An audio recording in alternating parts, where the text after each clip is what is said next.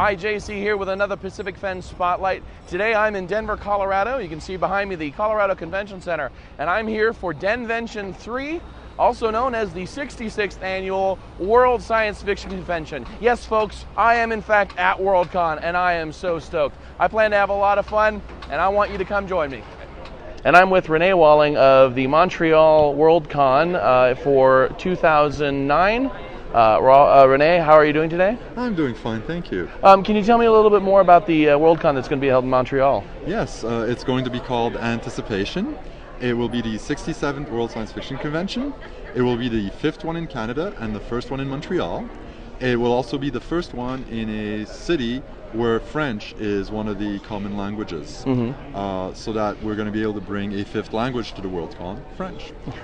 Lots of great SF has been made in French. Unfortunately, most people who are non-French readers tend to think of Jules Verne as being just about it. And since his days, and he's done some great stuff, but since his days, lots of really cool stuff has been written and filmed and done, and we want you all to come and discover some of that.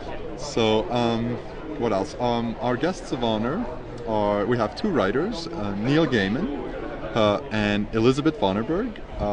I think most people will know who Neil Gaiman is.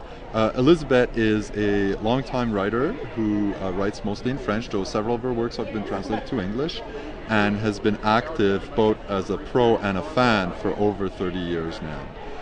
We also have publisher go, Tom Doherty, head of Tor Books, but has done a lot in publishing. Our editor go is David Hartwell. Our fan go is Terrell Wayne, a longtime Toronto area fan. And our artist guest of honor is Ralph Bakshi, a well-known animator. And finally, our master of ceremonies, who will make all these people shine, will be Julie Cherneda. Sweet. Do you guys have a website that people can check out to get more information? Absolutely. The website is www.anticipationsf.ca. All right, and of course we'll have that website up on ours. Reneé, thank you very much. Good luck with the convention. Hope to see you there. And I'm with Perry Middlemiss of the Australia in 2010 bid. Sir, how are you doing today? Pretty good, thanks very much. Pretty well. Can you tell me why Australia?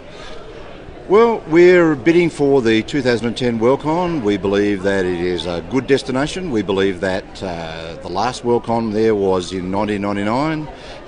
That was the third that's been held there after 75 and 85. And we think that the science fiction, fantasy, young adult and horror genres have really exploded down there in the last 11 or so years, and we think it's time for everybody to come back and have a look at it again.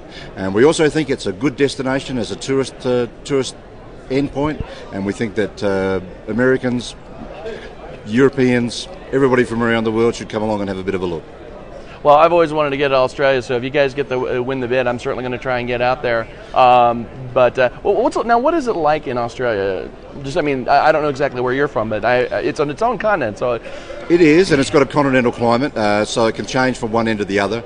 I mean, we go from basically subtropical or tropical even, because the top of Cape York is right up in the tropics, all the way down to very, very temperate Mediterranean climates. We've got huge deserts in the middle.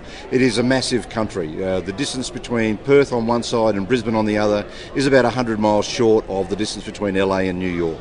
It's a big place, and it takes a long time to get around, but it takes a long time to get there. So the idea is that when you come down, you spend a while getting there, spend a bit of time when you're in the country, because there's a lot to see and a lot to do, lots of places to go, lots of things that people have heard about, the Great Barrier Reef, Uluru or Ayers Rock.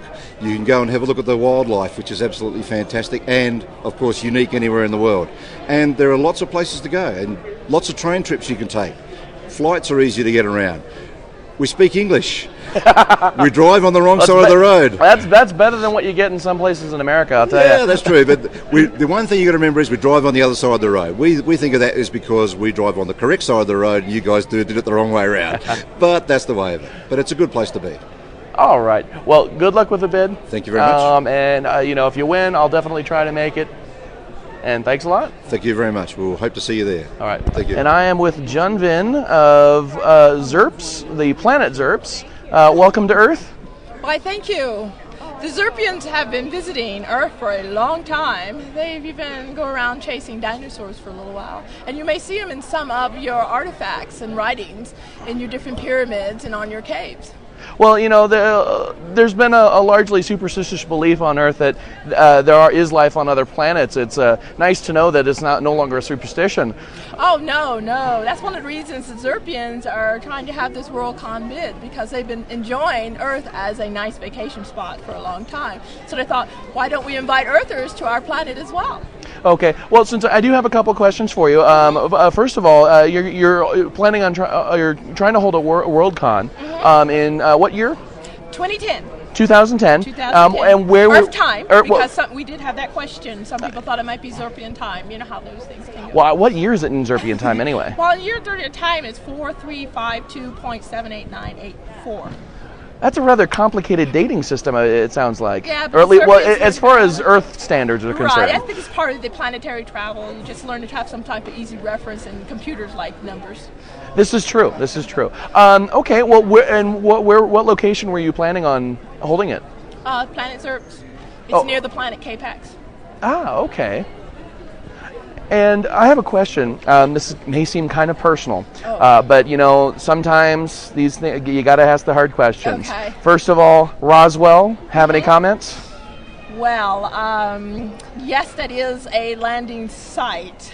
And that's part of one of the end landing sites that we will have ships arriving, because they will providing transportation onto the planet. So yes, they have been captured on different pictures and things like that, and they did tend to leave some debris around, and so that Earthers have been curious about. But yes, I will stand up and say that Roswell has been known to be a landing site, or one of those fun times for Xerpians.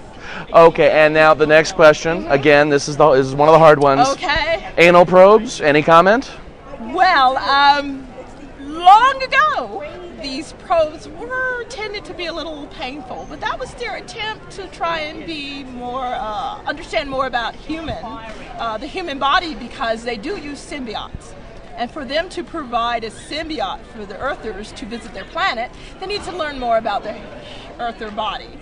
So, but long ago, yes, there were bad rumors about the probing process, but right now, the technology is just more advanced. You don't even realize it's being done to you. Sounds kinky. Yes, they've come a long way with their technology. All right. Well, Denvention, thank you very much. Welcome to Earth. I hope you have a great time at Worldcon. We've been having fun. Good luck with the bid. You know, I know you have an opposing bid, and you know, I got to wish them luck as well. But it's good that the Xerpians are a non-violent species. So otherwise, they'd be more aggressive with this campaign. But this is all about cooperation. And that's usually what it is about. Yes. So thanks a lot, and have a lot of fun. Thank you.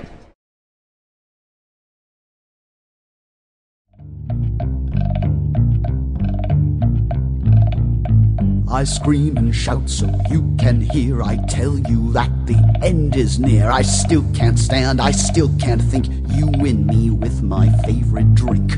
Give me that glass, though I feel asinine. And if I can't grump, I'll drink plum wine.